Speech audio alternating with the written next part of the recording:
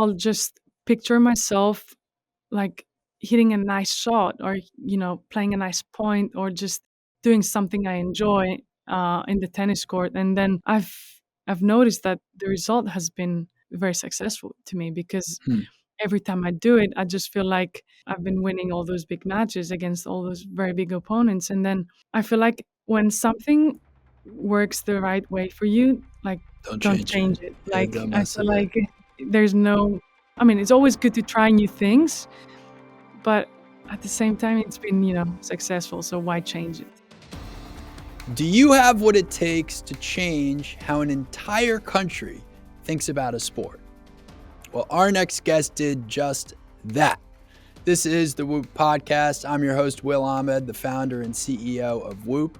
And today I sit down with tennis sensation Maria Sakkari. Maria goes into her entire career talking about rising the ranks from an unknown junior Greek tennis player, the daughter of a professional tennis player, to the number 3 player in the world. We go into techniques and visualization, training, performance, how she uses her Whoop, and a lot more. That is this episode of the Whoop Podcast. Maria, Will, so nice to see you. welcome to the Whoop Podcast. Thank you. Thank you for I've having me. admired your career and your fitness, especially from a distance, for quite some time. So I'm excited to sit down with you. I'm excited to be here and thank you for having me. It's a great opportunity, to be here with you today. We were just talking about travel. I mean, you travel 42 weeks of the year, if I've got that right. Yeah, I mean, in a good year, we can travel from like I would say 38 to 42 weeks a year. Tennis is pretty intense, I have to say. What do you find like helps you, deal with all of that jet lag and different time zones? Whoop helps me. There you go. Yeah, I mean, easy answer. Um, I mean, you know what? We're used to, changing time zones and just, traveling from Asia to America or from Australia to Europe. It's just something that we've done, our entire career, basically. And I feel like it's something we're used to it by now. But obviously, it's never easy, having to change, a hotel room every week or having to change your bed. I mean, because you've done the research behind it. So you know how tough it can be, for our body or for our performance. And it's just that it's a lifestyle that is very, very demanding, but at the same time is very nice. You've been a professional tennis player your entire career now, and you grew up in Greece. And when did you first have a racket in your hands? I think I was 5 years old when I first started playing, so it was 24 years ago. So Wow. yeah, it's been some time. Was it like love at first sight, or was it something that you had to grow to love? Well, you know what? I was a very, competitive kid and a very athletic, I would say. You see pictures of myself when I was 4 or 5, and you could see, the muscles You're like strong, yeah, I yeah. was I was very strong. So my parents knew that I was gonna be, a good athlete. They just didn't know what kind of athlete I was gonna be. But, my brother used to play a little bit for fun, like twice a week. So then I just started playing because of him. And it ended up being, a career. And your mom's a professional tennis player as well, right? She was, yes, she was top 50 in the world. So she was very successful, yes. And what's that like having your parent be a professional athlete? It was great. And it's been great because especially tennis because it's very, tough and very, demanding and in a way, mentally, very tough sport. Having someone in the family that actually has been there, has done that, and, can actually feel for you. It's been very important to me, growing up, having her by my side. So I'm just very lucky to have her by my side and also not just her, my entire family. Was there ever a moment where you were like, "Mom, I just don't know if I should do this. Like, this is, like, the It's too much. worst. It's too much. It's too hard." Well, when I was 18, I told myself and I told my parents that I was gonna give it a go for 2 years and then see where I'm at when I was 20. And if I wasn't happy, I would just come to university here in the States. But when I was 20, I was playing Grand Slam qualifying, and then I qualified for my main draw, for my first main draw in a Grand Slam. So I was like, I'll give it a try. I'll give it a go. And then, a few years later, I was number 3 in the world. And Pretty good start. So, at 18, what did you accomplish at that point to say, "Alright, I'm gonna do this. I wasn't, a great tennis player at 18. I wasn't like one of the best juniors in the world.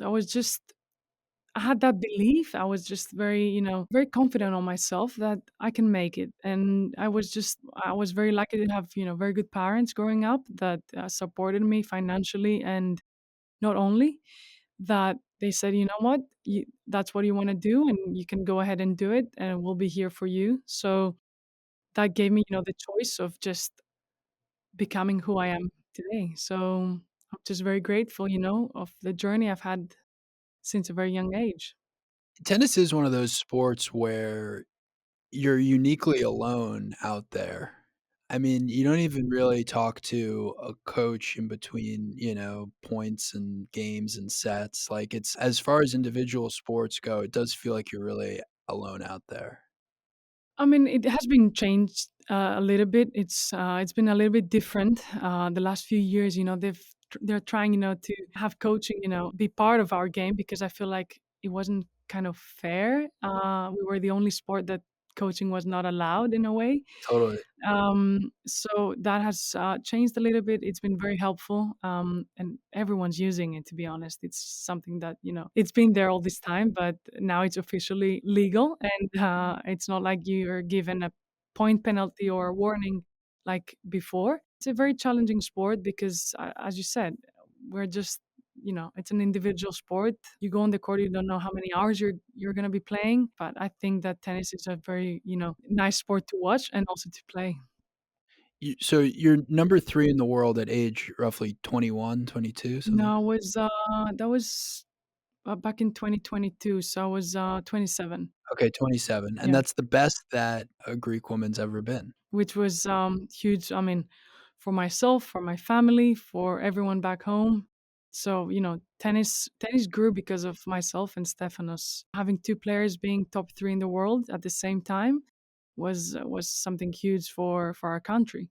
Has it been surreal for you to have fans? Yeah, I mean, it's been kind of different the last few years. Even coming here in the U.S. because people love tennis here, and the recognition and everything that the love I've been getting from the fans around the world has been incredible. And thinking that it's because of what you have achieved just makes it very special. Let's talk a little bit about the preparation, before a big match or a big tournament, and even against a certain competitor, I imagine you've played against the same people over and over again. What are certain things that you'll do to prepare for the match, in the hours leading up to it? One thing that comes for free is sleep. Yeah, Sleep there is you the go. number one thing that it's something that I always I want to sleep like 8 to 9 hours before a match because that's very important to me. And I feel like that's very important to every athlete. I'm not good with naps. Like, I don't like to nap before a match because I just feel like very sleepy, like very slow. Like, my reaction is not the same going into a game. Good food. Good. I'm very spoiled with food coming from Greece, as you can imagine. Great So, food, by the way. yeah, Greek food and great food. So, Yeah, it's great. um, I'm very spoiled in a way, as I said, but those are two things that I always have in mind. Before a big tournament or a big match, I need to eat well and sleep well, and then other things like treatment or ice bath. Those are things that are like easier to get, I would say. So you'll occasionally do ice bath before a match, or you'll Um, only do it after? I would do it after most of the times or after a practice. Let's say I have a practice day and then the next day it's a match day. I'm for sure gonna do, my ice bath The day after, yeah, the before. day before and after my match. How long will you do it for? 8 to 10 minutes. Oh, that's pretty Yeah, long. How cold is it? it depends on the facility. They can Okay. have it Celsius. I would say like 10, 12 What is that in Fahrenheit? Fahrenheit. 50 degrees. Okay, so I do it at 40 degrees Okay, which Fahrenheit. is So what's that in Celsius? 4 degrees. That's very cold. Yeah, Yeah. cold. For how long? I do it for 3 minutes. Okay, every So day.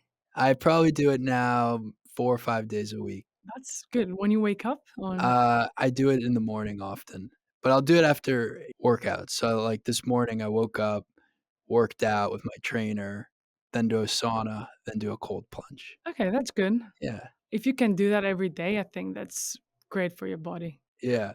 Although it's interesting, we've seen research to suggest that doing cold plunge after lifting weights can actually reduce the benefits of lifting weights. Oh, really? Have you heard about Didn't that? know that. That's good to know, actually. Yeah, and this kinda gets back to the difference between me and you, like, I find that I'm doing cold plunge in large part because I like the mental benefits I get Okay. from it. Like, I just feel more alert Yeah. throughout the day, it makes me a little happier. No, it does really help. Like and you feel your body really well. Like you Yeah, feel relaxed, you feel like energized, you feel good with yourself. totally. Yeah. But there's evidence to suggest that the reduction in inflammation is not always good.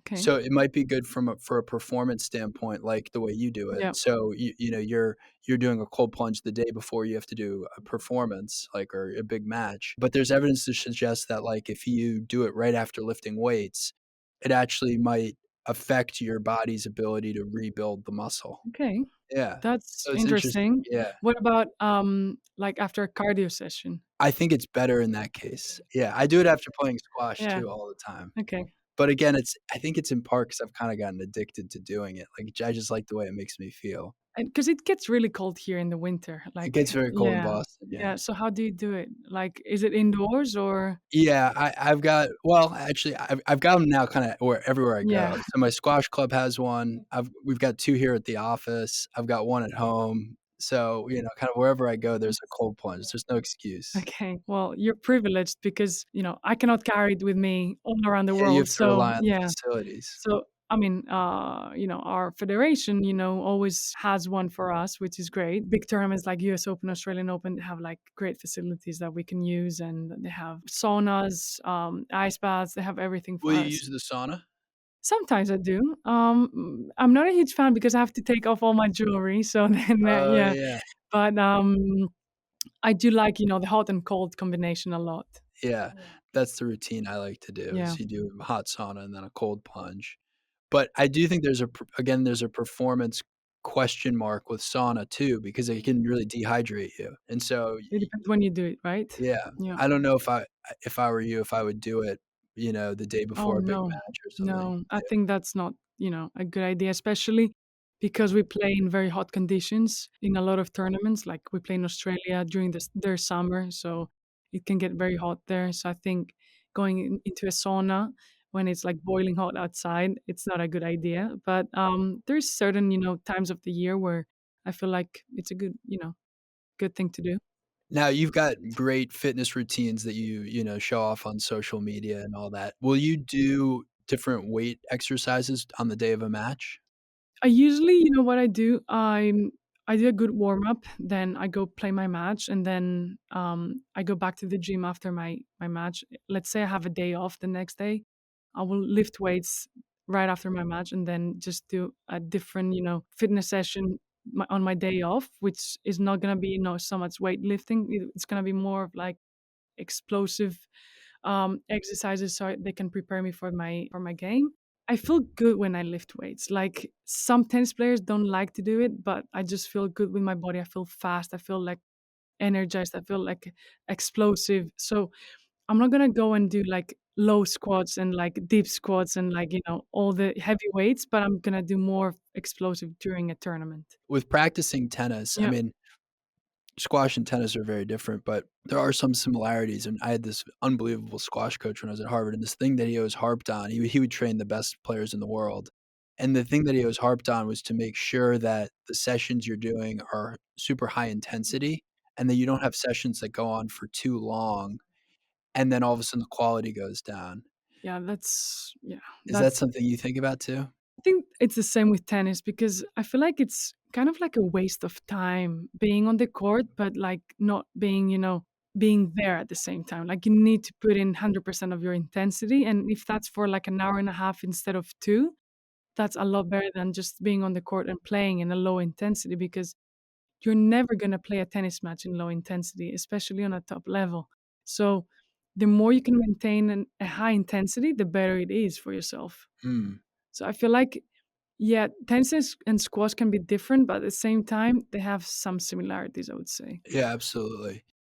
What are, other things that maybe you're tracking about your body or your lifestyle or your routine? I know you've been on Whoop for a while. Yeah, I've been with Whoop, for the last 3 years, I would say, maybe even a little bit more than that. I'm a huge fan of, like, looking and checking out my strain. I've had, 20.6, which was my highest one after the Olympics this year. Yeah, that was high. That was very high, yes, and I've won my biggest title being in the red the entire week. Oh my So, gosh. yeah.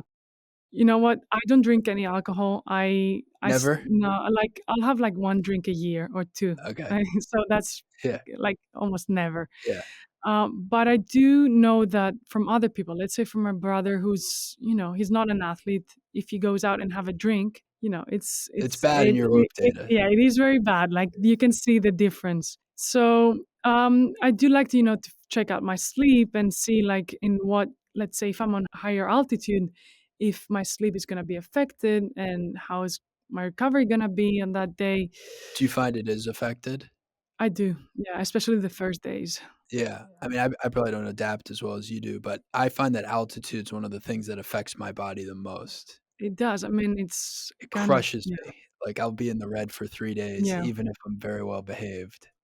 I mean, there's some things that you cannot really control, I guess. And, Totally. let's say, when I play in Mexico, because Mexico has a lot of places on high altitude, I can really tell from my Whoop data. So there's things that we cannot control, but we have to accept and we have to do things that are gonna help us get our recovery back on the green again. You shared some of your Whoop data with us, so you're getting over, 7.5 hours of sleep every night, which seems pretty good. So Is that good? As you being the founder, is that a good thing or I think it's good, especially if as a professional athlete, and your sleep efficiency is very high, 92%. So that means the time that you're spending in bed, you're getting high quality sleep, which is great. I'm a good sleeper, I have to say. Yeah, Yeah. yeah, and I get the sense that it's probably on nights that you wanna get more sleep, I have a feeling like nights before matches, it's even higher than this number because this is an average, so Yeah, it's of gonna course. include, your worst travel days and all of that. So I think that's actually a pretty encouraging number. Sleep performance, 83%. So here's how I can tell that you travel a lot. Your sleep consistency is 65%. And, of course, that's just looking at going to bed and waking up at the same time. If you're going across time zones all the time, it's And virtually I'm a impossible. very bad sleeper during flights. Okay. Like, in the airplane, I just cannot sleep. Have you ever tried taking anything while you're on a plane? Melatonin, that's the only thing I've tried. Your recovery days, so you spend 47% of the time in the green, 50% in the yellow, 3% in the red. That signals to me that you're great at training because, if someone's training a lot, they actually are gonna end up spending a good amount of time in the yellow, but you almost are never in the red, which is pretty encouraging. It is, even though I'm in the 1% club, I have to say. Okay, Yes, 1% yeah, club. I am twice. What did you do to earn, both Um, badges of 1%? so COVID vaccine was the COVID one. vaccine, Yeah. yeah, that's a bad one. Yeah, and then the second one was when I won, a big tournament. I didn't go out or anything. It was just I was so happy, like, I was just couldn't believe that I had won. I had to go from Mexico to Japan the Oh, next day. that's a So tough I flight too. was yeah, I was just, Your body was like, crushed. I was crushed. I had to pack, like, my bags, because I didn't have so much time. So then I just woke up, I was on the 1%, and then I managed to sleep, like, another hour later in the day that, you know, I think I went up to 3% or 4% recovery. Your HRV of 84 is in the top 20th percentile, for other women on Whoop your age. It's probably in the top, 1% if we looked at all women on Whoop, so that's good. That's a good thing, right? Yeah, yeah, Yeah. that's good. Yeah, for sure. Don't I feel worry, your like data looks I'm good. now going Yeah, through a okay. test. No, no, no. I'm just reading off some of the stuff they printed out. Your strain, it says, is 11.6 on average over the course of the last 90 days. So to me, that would signal you probably have some days that are very high, and then you take days off or travel days or Well, if I've been injured for the last 2 and 3 months, I would say. So, I haven't been playing tennis. I'm sure it's gonna be a lot different once they start playing, matches and stuff, then like recently all I've been doing was rehabbing and just going to the gym and just focusing on my shoulder. Has there been anything that you've learned from being injured, or in general, do you just hate it? In general, I hate it. It hasn't been a good time, Yeah, but at the same time, I've had the chance to do things I wouldn't have the chance to do them if I wasn't injured, like see my family, see my friends, just spend some quality time with them, just do some off-court stuff, being here with you guys today, like I sure. wouldn't have the chance if I was on the tour.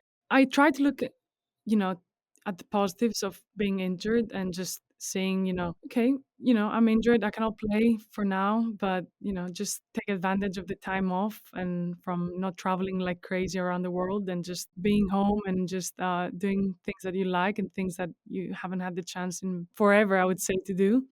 So it's been a challenging time, but at the same time, it's also been, a good time, for my personal and for my mental health, I would say. I've talked to a lot of professional athletes about injury, and I've been surprised by how many of them have said that their injury, while they I think similar to how you described it, they hated being injured, there was something that came from that process that they found actually helped them be a better athlete in the long run. Now, this is assuming it wasn't a really debilitating injury, but something that, they could come back from in 6 Of months or course. something. Well, thankfully, I haven't my injury wasn't, as bad as, I thought, but, at the same time, I had to, stay out of competition for the rest of the season. But, it's exactly what you said, like, you can learn things, you can improve, you can get better as a person, you can actually think of what is best for you to do moving forward, like, maybe practicing 6 hours a day at the age of 29 is not, the right thing to do. I'm not 20 anymore, so it's not like I'm old, but I'm not, a baby anymore. So So, you'd play for 6 hours. like in preseason, I would spend more than 4.5 hours on the court, plus gym, So that seems to plus my violate our, high yeah. intensity. Yeah, it wasn't very clever, I have to say. I think that's what, partially got me injured, it was also my body saying, "Maria, you have to stop. You have to Sure. take a step back." Will you have some kind of feedback loop to your coach or your trainer from that? Like, "Hey, we gotta dial it back a little more," or Yeah, I think that everyone was, a little bit shaken and felt like, we have to do things differently moving forward. Because, if I want to last long, I want to play for another 4 or 5 years, I have to like be nicer to myself and nicer to my body and just not, overdoing things, I would say. are there certain athletes that you look up to or you talk to about longevity? Well, obviously, Yanis has been, a role model for me. I've chatted with him. It's very interesting to see. Obviously, he's a male athlete. It's different being a female and a male athlete because, I want to have a family at some point later in my Sure. career. Or as I was telling you earlier, like it's very tough, having a family while you're an active tennis player. So that's something that I have in mind. But I feel like watching all those documentaries and like speaking to people, speaking to other athletes, like taking care of yourself and of your body, it's actually the best thing you can do. And like investing in your body is actually the best thing you can do for yourself, not only for your career, but also for your health, like moving forward. Getting older, like you're going to feel better with your body. You know what's right for you, what's not right for you. So I feel like I've been learning a lot. What are a few of the things that you've learned from Whoop? Well, the main thing I've learned from Whoop is just taking the right steps, like taking time off when you have to, or, now you can push a little bit more, or having the data in front of you has been very helpful for me and for my team. Like, you know what? My recovery has been very low for the last few days. Maybe we've been doing more than we had to. Or, you know what? I haven't been sleeping well. Like maybe, we have to reduce our practice load for the next few days. So I've been checking my Whoop every day since I've been wearing it. And I have to say that I wasn't very, careful with it during last summer because we had the Olympics. I wanted to do well in the Olympics. I wasn't like nice to myself and to my body.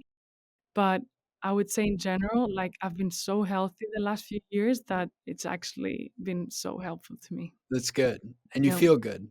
I do feel amazing. I don't feel 29, I feel 23. Yeah. So sometimes I even ask my mom and I'm like, "Are you sure I was born in 1995?" Because I feel a lot younger than I actually am. What's up, folks? If you are enjoying this podcast or if you care about health, performance, fitness, you may really enjoy getting a Whoop. That's right. You can check out Whoop at whoop.com. It measures everything around sleep, recovery, strain, and you can now sign up for free for 30 days. So you'll literally get the high performance wearable in the mail for free. You get to try it for 30 days, see whether you want to be a member. And that is just at whoop.com. Back to the guests.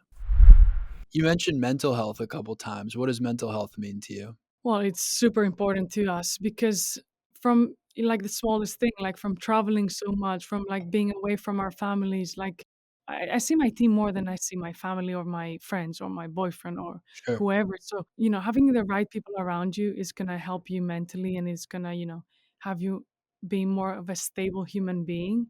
It's very important because I feel like your mental health can affect your body. So, everything is connected and it's actually scary when you realize that. I've been, very lucky to have the right people around me all those years. So I feel like, it's a chain that everything is connected. Is there anything you do specifically for your mental health? Do you have any meditation practice, breath work, visualization, gratitude practice, any of these things? Well, visualization has been huge for me. Like I've been working with a mental coach for the last 6 years, I would say, different ones, but I've been working on myself the last 6 years, which has been huge for me. And I've noticed that visualizing, my upcoming match or visualizing myself on that specific court against that specific player or opponent has given me, huge results. Or I overcome stress that way. So it's been very helpful, and I just love the fact that I'm always trying, to find different things that are gonna help my performance. It's been fascinating to me how many professional athletes I've met do visualization. I would say it's most. And I'm curious when you do visualization, do you see yourself through your own eyes or do you see yourself in the third person? I Is it first person or third person? I would say third person. Which I is just interesting, yeah. right? So you're seeing yourself playing versus you're seeing it through your own eyes. I like to do that with myself because sometimes it's not easy because I try to do it in the locker rooms before I go out and play. Sometimes, like, I have to be in the shower and do it because I don't wanna have other people around me. You don't So want I them to just see you doing yeah, it. I don't want because I wanna take my time, I wanna be by myself, and sometimes you have, like, 100 players around you, so you're like, "You know what? I'm just gonna go into the shower, like, and visualize, myself playing." And I've had some of my biggest wins like that. Like, when I made the US Open semifinals, I can picture myself right now. I was just sitting with my towel in the shower, just visualizing myself playing on Arthur Ashe, and it's been successful, I have to say. Yeah. Yeah. Is it a very specific visualization where you'll play out the points and you'll see yourself shaking hands with your opponent and you'll see yourself bowing to the crowd and these sorts of things? Or is it as simple as just like you're now seeing yourself playing in the next round or, you know Um, Most of the times I'll just picture myself, like, hitting a nice shot or, playing a nice point or just doing something I enjoy, in the tennis court, and then I've noticed that the result has been very successful to me because Hmm, every time I do it, I just feel like I've been winning all those big matches against all those very big opponents. And then I feel like when something works the right way for you, like, don't don't change change it. it. Yeah, Like, don't I mess feel with it. like there's no, I mean, it's always good to try new things, but at the same time, it's been, successful. So why change it? Have you ever visualized really negative things to almost, like, overcome them happening? Not visualized negative things, but I've had negative thoughts like everyone Yeah. in sports, and not only in sports, in life. Life, yeah. And there've been moments where I wouldn't be able to overcome them, and I've had bad moments and bad periods in the season. But then I feel like your real strength really shows up when you have those, tough moments, and when you can, overcome them and find a way to overcome them. So for me, entering the top 10 was a blessing, and being a top 5 tennis player was amazing. But, at the same time, I've had those moments where I was like, I need a break. I don't want to be here. How am I going to overcome this? And then I somehow, found the strength, and, I did it. I interviewed, Alex Honnold, who wears Whoop. So we were talking about visualization, and he told me that he actually would visualize all the ways he could die doing the climb, and Well, his that's interesting. yeah, and it was so different than anything I had heard really around visualization. Because most of the time you hear people talking about, "Okay, I'm gonna Yeah. visualize it going really well," and he actually did the opposite, like, he also visualized all the horrible things that could happen in the detail of, like, him describing how he would if he fell at a certain place, he knew he would bounce a few times Oh before he god. died, like, it really, like, pretty intense, and yet he said that by doing that, he felt like he had gotten it out of his system, and so that when he went up there, It was fearless. he was fearless. And so I don't know, it's just made me rethink visualization a little bit when I was listening to him. That's very interesting 'cause, I've spoken to, like, racing drivers, let's say, or, like, Sure, yeah. people that are around racing drivers, and the things they tell you, like, they know that they can die, and, it's just that there's a danger around their sport. Like, we don't have that danger. Okay, there's different things that can happen on a tennis court, but we don't have, that aspect of, of the game. And I feel like it's interesting because I cannot relate to what you just said, because it's something that, I've never even thought about it. But probably, there's people that, they overcome fear like that. What we can all relate to is the idea of how much we picture failing Yeah. or not, and I would say I don't do a lot of that, like, when I am picturing, like or any kind of visualization or I meditate every morning, but, I'm visualizing things that are very positive, and it's an interesting frame to think about a bunch of negative things. Well, probably that's why you've done so well until today. So, and that has worked really well Yeah, for it's you. worked for Yeah. me, so I'm not gonna change it too dramatically. Yeah, I like this story though about you, finding your space, so to speak. Will you ever find that you're doing these practices, like, the day before, thinking about it ahead of time, or do you really wanna do it right before? I don't wanna do it the day before because I just wanna disconnect and not think of the match, because I'm a person that I'm an overthinker. So I feel like once I start thinking of the match, then I won't stop. You'll So I be feel like, fixated on it. yeah. So I feel like trying not to think of the match is actually something that has been very helpful, and very successful with in my career. But sometimes, you just struggle to, stay away from it. And when you have a big match, you're gonna think about it the day before, and you're gonna have, like, when I had to play Serena for the first time, I just couldn't sleep. I remember I sent that long message to my coach the night before. It was during the bubble after the COVID in 2020. We were in New York, so it was like 2 or 3 a.m., and I sent him that long message, and I was like, "What if I fail? What if I cannot, compete against her?" I ended up beating her for the first time, then she beat me 2 weeks later. But you just have all those thoughts that you cannot get away from it. Was it just the elevated feeling of, "Okay, I'm competing against one of the best women to ever do this?" Was it that you just really wanted to win that match? Like, what was it about Serena Williams? I think it was a combination of both, Yeah, I wanted to beat the best because I was playing good tennis. I wasn't top 10, I was, like, top 20 at the time. but you felt you could win. I Yeah. felt like I could win. We were playing without a crowd, which was very sad in a way because Yeah, I I beat Serena Williams, and I only had my coach clapping at the end of the match, which was kind of sad, but yeah. at the same time, it was the reality. We played the Cincinnati Open in New York Mm. at the same facility as we played the US Open, because we were in a bubble for a month. So then a week later, we played the US Open, and I played her in the 4th round. And I remember I was up a break in the 3rd set, and I lost the match. And it was, I would say combination of both, because I didn't know if she was gonna outplay me or if I would be able to, beat her. And it was just the unknown that was actually scary. What's her perception to other women's tennis players? Is she considered very intimidating, very, down to earth? Well, Yeah. like, what's the take on Serena?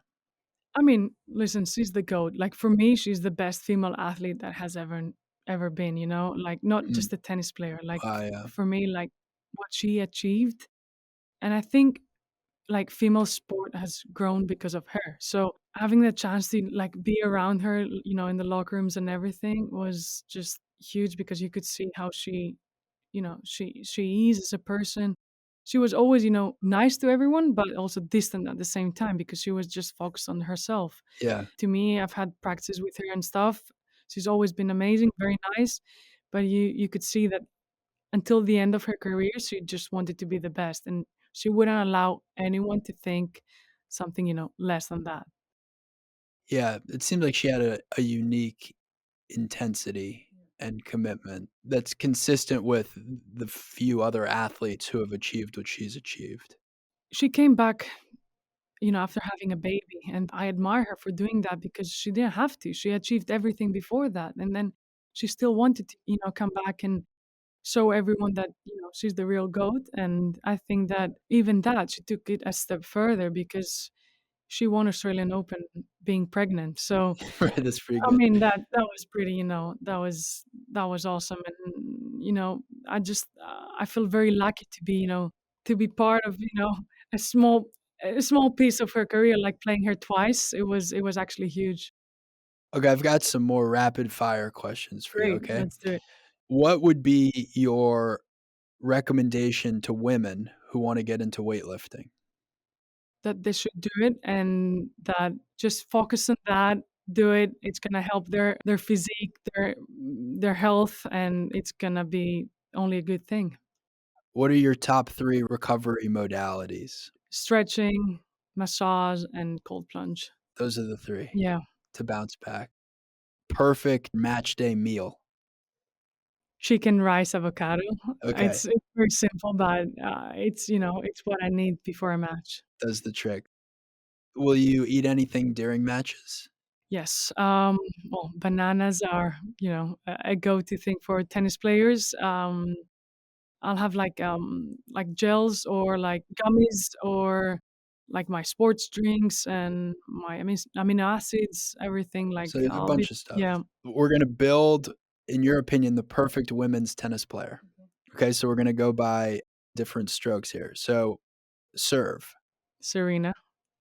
forehand, Um, Serena. okay, backhand, I would go with Coco Gauff. Coco Gauff, yeah. volley. Volley, Steffi Graf. Oh, good one. Yeah. Drop shot. Ons Jabeur. Wow. Mental Um, who's very mentally strong? I would go with Iga Swiatek. and fitness. I'll go with myself. There you I go. have to I have to take something for myself. I like that. When you land in a new city, what's the most important thing to do to get on the right time zone? Sleep, but, I mean, what else? Just sleep, I would say. Yeah. Your favorite sport to watch outside of tennis? Basketball. I like basketball a lot. Do you have a favorite team? NBA team, or I have to go with the Bucks. I mean, I know we're in Boston, but I have to support the Greek freak. And what have you learned from Giannis? He once said, "Always want more, but never be greedy," and that's something I will always have with me in my career because, it's super important to, have that mentality and that, way of thinking. I have a talk track in my head, which is be driven and be grateful, and it's a Kinda similar similar one, yeah, phenomenon, yeah, right? It's like you're chasing something, but don't lose sight of where yeah, you are, right? exactly. And I think that's consistent with It your is. with your quote. Well, Maria, this has been a blast having you on the Whoop Uh, podcast. Thanks for having me. It Thanks for was being on Whoop for so long. No, I'm a true fan. Well, thank you for coming on. It's been awesome to be with you. Thanks for having me. Big thank you to Maria Sakkari for joining me on the Whoop podcast. Best of luck to her at the Australian Open coming up here shortly. Thank you all for listening. If you enjoyed this episode of the Whoop podcast, please subscribe to the Whoop podcast. You can find us on social at Whoop, at Will Ahmed. If you want to try Whoop for free, go to whoop.com, get a free Whoop trial. For 30 days, you get the full Whoop experience. And that's a wrap, folks. We'll catch you next week on the Whoop podcast. Stay healthy and stay in the green.